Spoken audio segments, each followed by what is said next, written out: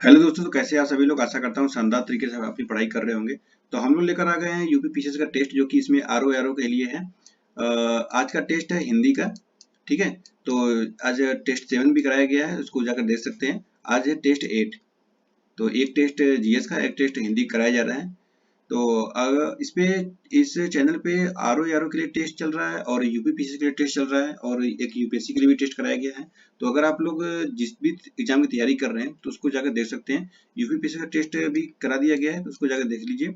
और घटना चक्र इसमें कराया जा रहा है, जो कि सारे सब्जेक्ट वीडियो बनाया गया है। History, polity, economics, geography, environment, science and tech, सब पर।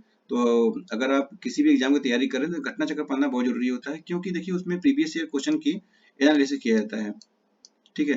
तो चलिए बिना समय गवाए हम लोग शुरू करते हैं। विकल्प में दिए गए शब्दों में से कौन सा शब्द विश्लेषण है? अनुमान, आकलन, अनुभूत या अनुक्रम? तो ये हो जाएगा अनुभूत। तो दिए गए विकल्पों में से अनुभूत जो विशेषण शब्द है, और इसका विशेष अनुभूति होता है। और विकल्प में दिए गए अन्य शब्द हैं, जैसे कि अनुमान। अनुमान क्या होता है? अनुमानित। आकलन का होता है आकलित। और अनुक्रम का होता है अनुक्रमिक। ठीक है। क्वेश्चन नंबर देखिए दूसरा। निम्नलिखित में से कौन सा शब्द विशेषण है? भलाई, विद्वान, विवाद या ज्ञान? तो ये हो जाएगा विद्वान। विद्वान शब्द संज्ञा और विशेषण दोनों की तरफ प्रयुक्त होता है। क्वेश्चन नंबर थर्ड है। दिए गए विशेष विशेषण युग में सही सुमेलित नहीं है। दिन, दैनिक, निर्माण, निर्मित, पतन, पतित और पराजय, पराजय, परास्त। तो ये हो जाएगा पराजय परास्त, जो है ये गलत हो जाएगा। पराजय का विशेषण पराजित होता है। क्वेश्चन नंबर 4 देखिए। तीनों मित्र एक साथ खाना बना रहे थे। तीनों मित्र। समुदायक वाचक विशेषण, क्रमवाचक विशेषण, प्रतीक बोधक वाचक विशेषण या गणनावाचक विशेषण? कौन सा कथन इसमें सही होगा? तो ये हो जाएगा समुदायक, समुदायवाचक विशेषण। तीनों शब्द समुदायवाचक विशेषण हैं। ऐसे विशेषण जिनसे समुदाय का बोध होता हो उसे समुदाय वाचक कहते हैं। जैसे दोनों, तीनों, चारों, पांचों, ये सब समुदाय हो जाएंगे। ठीक है। क्वेश्चन नंबर 5 है। विशेष शब्द, विशेष वह शब्द होता है, विशेष से, जिस हेतु विशेषता बताई जाती है, जिस शब्द की विशेषता बताई जाती है, जिस शब्द द्वारा विशेषता बताई जाती है, या उपयुक्त में से कोई नहीं। तो हो जाएगा ऑप्शन नंबर बी, जिस शब्द की विशेषता बताई जाती है विशेष कहते हैं, तथा जो शब्द किसी विशेषता बतलाए उसे विशेषण कहते हैं। क्वेश्चन नंबर 6 देखिए। सुनीत एक अच्छा विद्यार्थी है। कोई भी नाम हो सकता है, सुनील, सुनीत, सुमित। तो इसमें इस वाक्य में विशेष है सुनीत, विद्यार्थी, अच्छा या एक। तो ये हो जाएगा विद्यार्थी। तो दिए गए वाक्य में विद्यार्थी विशेष है। इस वाक्य में अच्छा गुणवाचक, अच्छा जो है ये गुणवाचक विशेषण है। जिस शब्द में संज्ञा या गुण, दशा, स्वभाव लक्षित होता है उसे गुणवाचक विशेषण भी कहा जाता है। क्वेश्चन नंबर 7 है। मेरा लड़का आलसी है। वाक्य में आलसी निम्नलिखित में से किस प्रकार का विशेषण है? विधेय विशेषण, विशेष विशेषण, परिणाम बोधक विशेषण या अनिश्चित संख्या वाचक विशेषण? तो ये हो जाएगा विधेय विशेषण। तो जिस वाक्य में विशेषण विशेष और क्रिया के बीच में आए उसे विधेय विशेषण कहते हैं। तो दिए गए वाक्य दिए गए वाक्य में आलसी लड़का में बाद में प्रयुक्त हुआ है, अतः यह विधेय विशेषण हो जाएगा। चलिए 8 नंबर क्वेश्चन है। निम्नलिखित वाक्यों पर विचार कीजिए। दिए गए निम्नलिखित में से किस वाक्य में विशेषण का प्रयोग नहीं हुआ है? राघव परिश्रमी लड़का है, मेरा कुत्ता काला है, वह लेखक है, उसकी पुस्तक पुरानी नहीं है। कौन सा होगा? तो यह होगा वह लेखक है, ऑप्शन नंबर सी। तो देखिए वह लेखक है, इस वाक्य में विशेषण का प्रयोग नहीं हुआ है। वाक्य में वह सर्वनाम के रूप में प्रयुक्त हुआ है। विकल्प में दिए गए परिश्रमी, काला कुत्ता, पुरानी सब विशेषण शब्द है।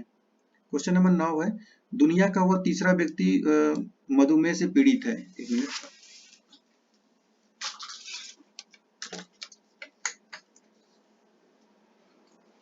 दुनिया का वह तीसरा व्यक्ति मधुमेह से पीड़ित है। दिए गए वाक्य में तीसरा शब्द किस प्रकार से विशेषण है? तीसरा तीसरा शब्द जो यहाँ पे दिया गया तीसरा, उसके लिए क्रमवाचक विशेषण, अवित्तिवाचक, निश्चय परिणाम बोधक या पूर्णांक बोधक?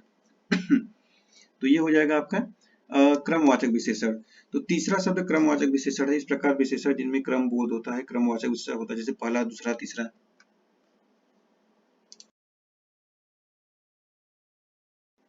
क्वेश्चन नंबर 10 है, दिए गए विशेष विशेषण युग्मों में से कौन सुमेलित नहीं है? जातीय जाति, पुष्टि पुष्ट, पंथ पंथी, निपुणता निपुण। तो ये हो जाएगा पुष्टि पुष्ट।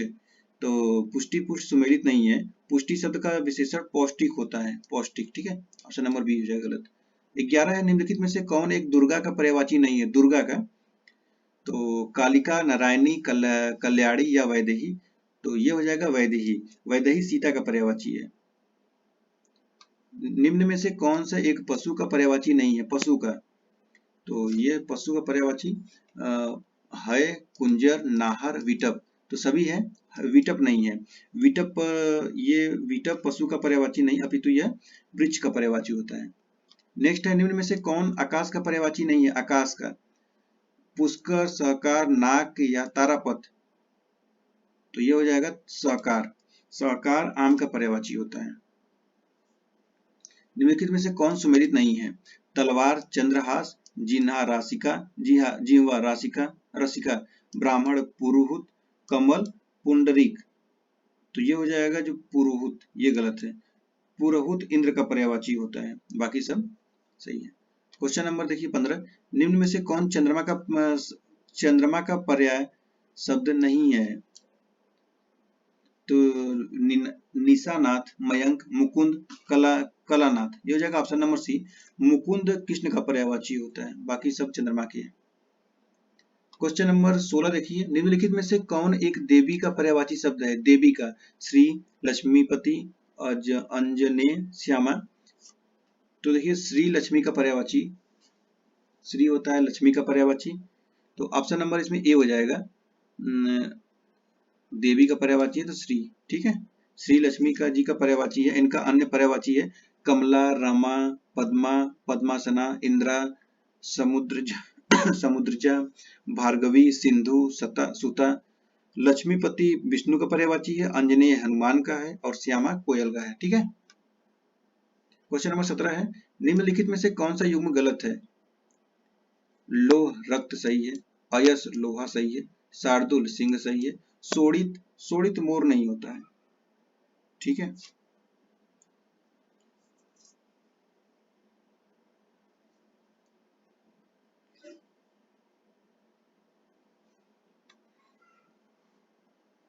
ऑप्शन डी इसका हो जाएगा गलत। क्वेश्चन नंबर 18 है, निम्नलिखित में से कौन सुमेलित नहीं है? 18 में से कौन सुमेलित नहीं है? मयूर सिखी सही है, रात्रि बिहारी सही है, मछली मत्स्य सही है, मगरमच्छ मरकट, ये कथन गलत है, ठीक है। मरकट का होता है बंदर, मरकट जो होता है इसको बोलते हैं बंदर। निम्न में से गलत युग्म पहचानिए।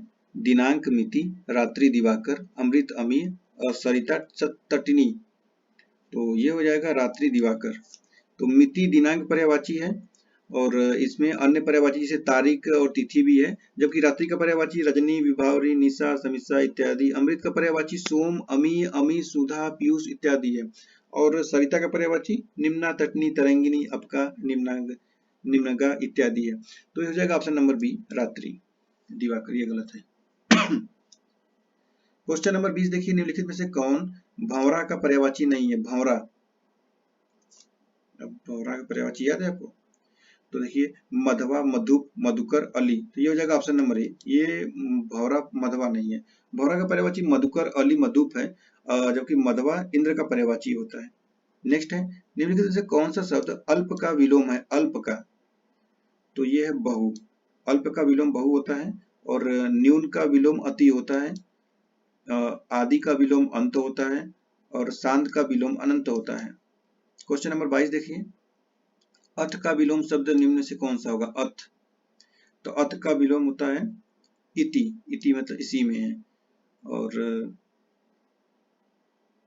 आगे क्या है? तो ये है पूरा, पूरा का विलोम होता है अधूरा, अजल का विलोम होता है सजल।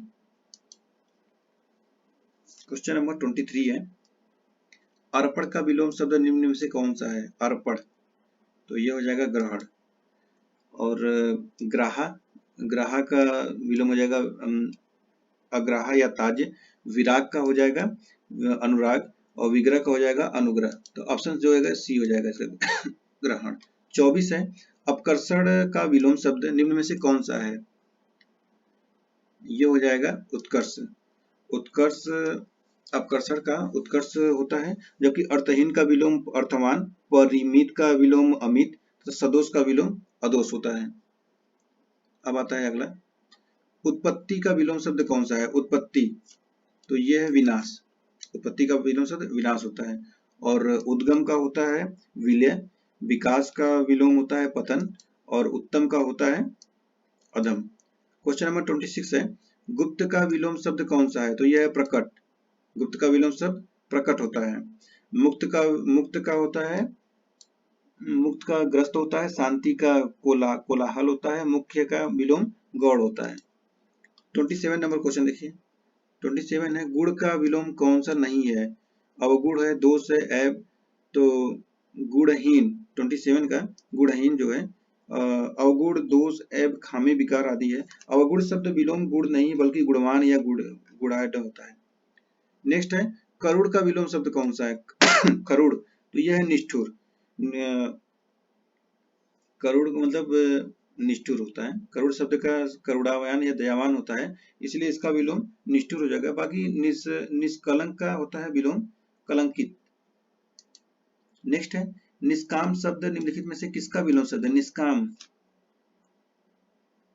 तो ये हो जाएगा कामी। निष्काम शब्द कामी का है, जबकि नाकामयाब तो ये कामयाब। बदकिस्मत तो होता है खुद किस्मत, और नाकाबिल तो ये हो जाएगा काबिल। उदासीन सॉरी, उदासीन का विलोम शब्द निम्न में से कौन सा है? उदासीन का बताइए। उदासीन का हो जाता है आसक्त। उदास का होगा प्रसन्न, खुद किस्मत का होगा बदकिस्मत, और उद्गिन का होगा निरुद्मीन। क्वेश्चन नंबर 31 है, निम्न में से कौन सा युग्म सुमेलित नहीं है? तत्सम और तद्भव। अब तत्सम तद्भव का आ गया है, देखिए इसको भी ध्यान से पढ़िए तत्सम तद्भव, क्योंकि क्वेश्चन पूछे जाएंगे 5-6 क्वेश्चन। कौन सा सुमेलित नहीं होता ना है? मुट्ठी, मुट्ठी का मुष्टि लिखा है, तो इसमें सुमेलित कौन सा नहीं वो बताना है ना। लगुड़, लगुड़ का लकड़ी, और लहसुन का लहसुन, और सप्त का सात सही है। तो देखिए यहाँ पर मुट्ठी जो है, मुट्ठी का मुष्टि जो है, ये कथन इसमें गलत बता रहा है। 1 मिनट, तत्सम और तद्भव,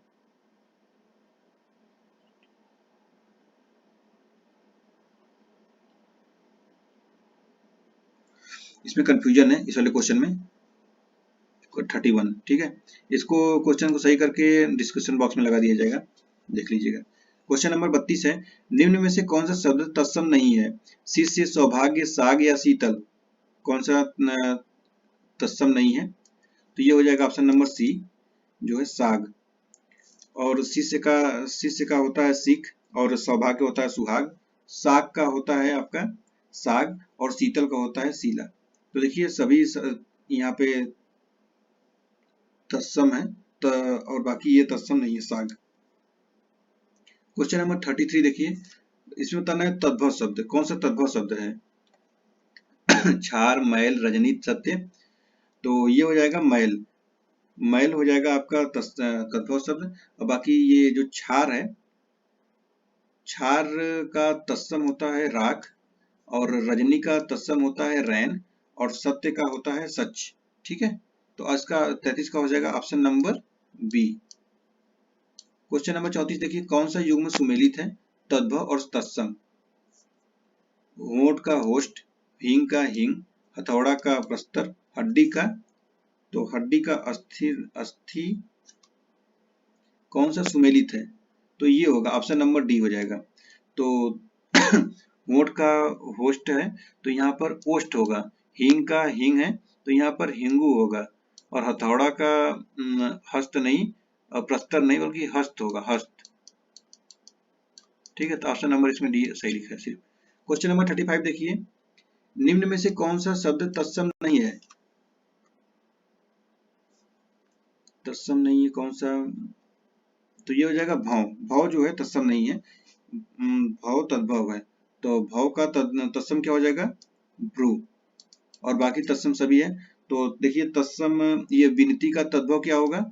विनती, वेश का तद्भव वेश भेष, और वंश का तो हो जाएगा बांस। 36 नंबर क्वेश्चन देखिए, निम्न में से कौन सा सुमेलित नहीं है? तद्भव तत्सम। तो पूरा का पूरक, और पोती पौत्री, पौना पौधौन। पूंछ का पुच्छ नहीं होता है, पूंछ का होता है आपका पुच्छ, यहाँ पे च रहेगा, ठीक है, पुच्छ ऐसे होता है, डबल छ नहीं रहेगा। क्वेश्चन नंबर 37 देखिए, 37 में कह रहा है कौन सा युग्म सुमेलित नहीं है तद्भव तत्सम में? तो फुर्ती का स्फूर्ति सही है, बकरा का बरकर सही है, बढ़ई का बर्दकी सही है, बारात का बारात नहीं होता है, ये होता है वर यात्रा, वर यात्रा, ठीक है, वर यात्रा होता है। ऑप्शन नंबर डी हो जाएगा। क्वेश्चन नंबर 38 है, निम्न में से कौन शब्द तत्सम है? कौन सा शब्द तत्सम है? पड़ोसी, नयन, नीम, नयन, धूल, तो हो जाएगा ऑप्शन नंबर बी नयन। तो नयन तत्सम है, जिसका तद्भव नयन होता है। नेक्स्ट है, निम्न में से कौन सा शब्द तद्भव है? तद्भव, तो ये हो जाएगा तो तद्भव है, जिसका तत्सम क्या हो जाता है? तत्। और बाकी निमंत्रण देखिए, निमंत्रण तत्सम शब्द है, तो इसका तद्भव न्योता, और ये हो जाएगा दुर्लभ, दुर्लभ का हो जाता है दूल्हा, और पक्षी का हो जाता है पंछी। कौन सा सम्मिलित नहीं है तद्भव तद्भव तत्सम में? तो देखिए चुमना का चुंबन, चाम का चर्म, और छाया का छा नहीं होता है, छाया का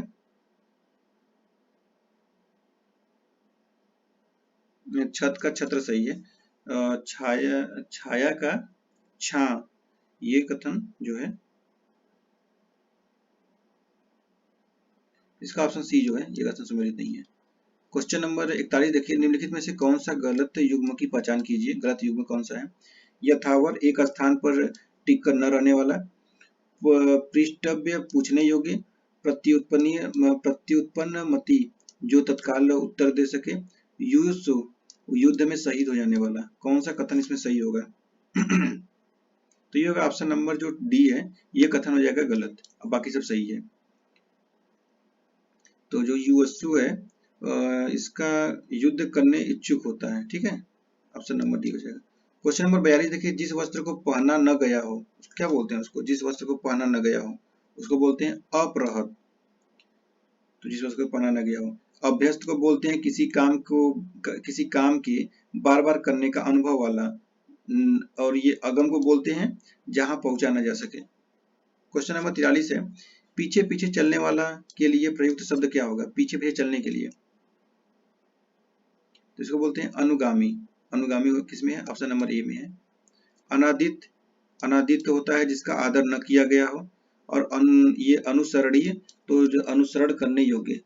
क्वेश्चन नंबर 44 है, कौन सा सुमेलित नहीं है? जिस रोग का इलाज न किया गया हो, लाइलाज, जो छाती के बल चलता हो, छतनाक, जिसका मन जगत से उचट गया हो, उदासीन, दूसरे के लिए हित में अपना हित जीवन त्याग कर देना, आत्मोत्कर्ष। कौन सा कथन सही होगा? 44 का बी हो जाएगा, जो छाती के बल चलता हो उसको बोलते हैं उरक। क्वेश्चन नंबर 45 है, जिसे खरीद लिया गया हो, वाक्यांश के लिए एक शब्द बताइए। तो यह है कृत। क्वेश्चन नंबर 46 है, जो गुण दोष का विवेचन करता हो, वाक्यांश के लिए एक शब्द होगा आलोच्य, अश्लील, आलोचक, इतिवृत्त, तो ये हो जाएगा आलोचक। नेक्स्ट है अंकेक्षक, अंकेक्षक वाक्यांश के लिए वाक्य होगा अंकेक्षक, तो इसके लिए होगा आय व्यय के आंकड़ों की जांच करने वाला।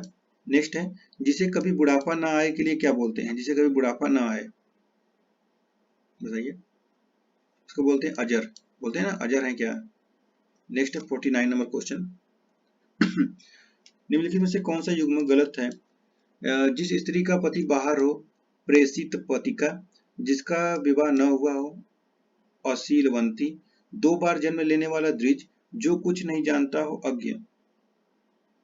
क्या बोलेंगे? तो ये ऑप्शन, ये जो है ऑप्शन बी गलत है, जिसका विवाह न हुआ हो, तो जिसका विवाह न हुआ हो उसे बोलते हैं अपरिणित।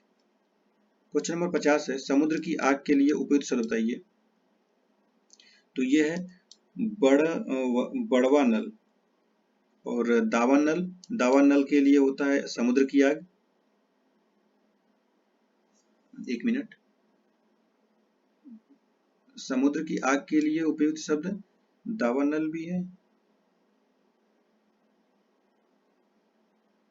समुद्र की आग के लिए बोलते हैं दावानल, और दावानल भी है कष्ट से संपन्न होने वाला। कुछ अन्य शब्द अनेक भी हैं, जैसे कि जिसने हमला किया हो आक्रांता बोलते हैं, और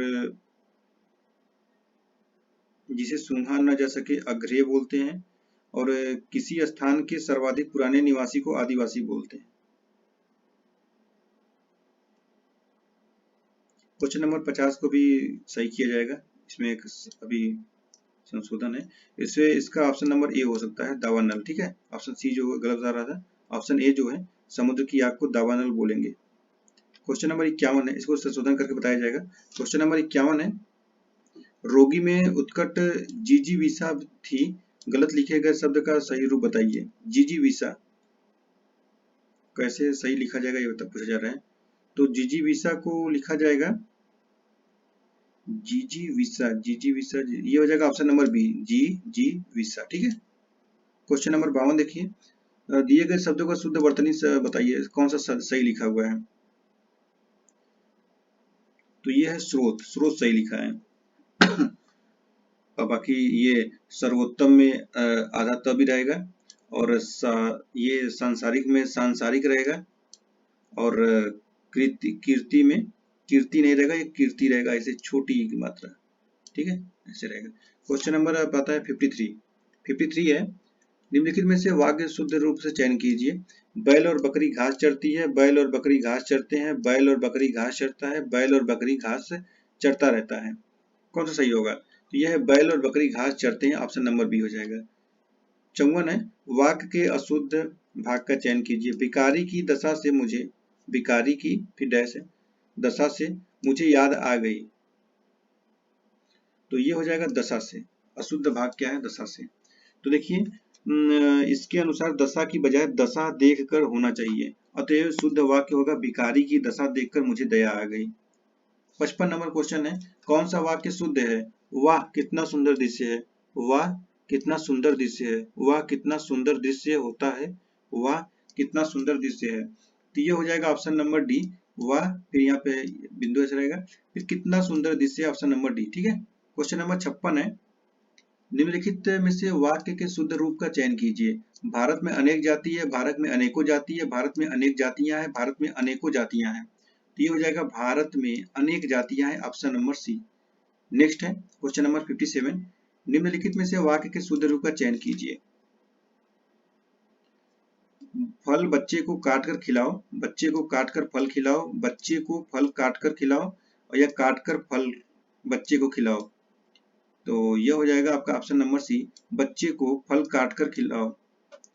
58 है, निम्नलिखित में से वाक्य शुद्ध रूप चयन कीजिए। शुद्ध बताइए कौन सा कथन सही है इसमें।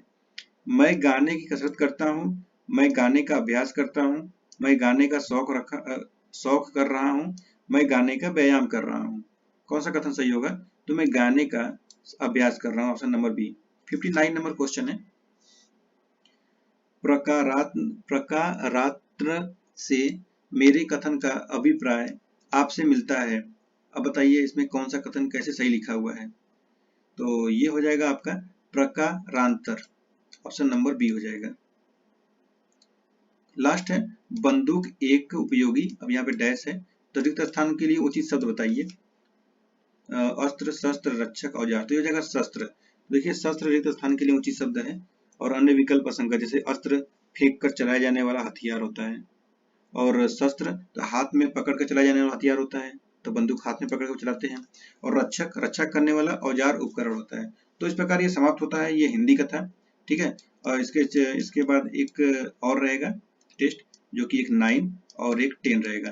तो 10 फिर से हिंदी आएगा, और ये 9 जो रहेगा, तो 9 रहेगा जीएस के लिए। ठीक है, तो चलिए हम लोग फिर मिलते हैं नेक्स्ट वीडियो में। आप सभी का बहुत बहुत धन्यवाद। चैनल को सब्सक्राइब और लाइक कर लीजिए, अपने दोस्तों में भी शेयर कर लीजिएगा। चलिए नेक्स्ट मिलते हैं।